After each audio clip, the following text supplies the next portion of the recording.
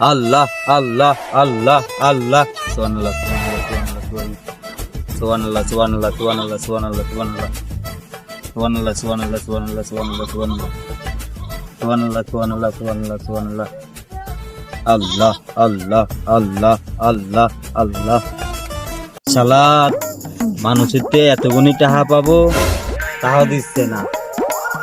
এক মাস 2 মাস 3 মাস হয়ে গেল, এতগুলা টাকা পাবো, 2 লাখ টাকা পাইতাম, এখন মাত্র 1 লাখ টাকা দিলে আর 1 লাখ টাকা পাবো। খালি এতদিন ধরে ঘুরাচ্ছে।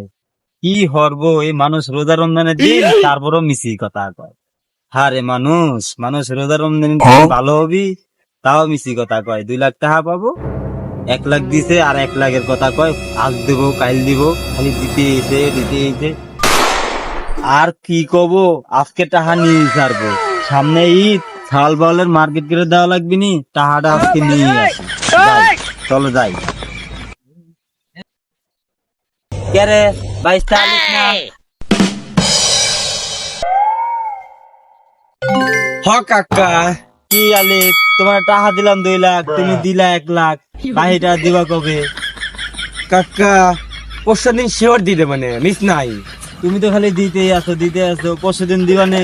আচ্ছা কাকা পরশু দিন শিওর দিতে মানে। আমার রোজা রমজানের মিছা কথা করছে না না তো? কাকা মিছি কথা না, পরশু দিন শিওর দিতে মানে। আচ্ছা ঠিক আছে, পরশু দিন দিয়ে দেবো। আচ্ছা কাকা যান। আল্লাহ আল্লাহ আল্লাহ।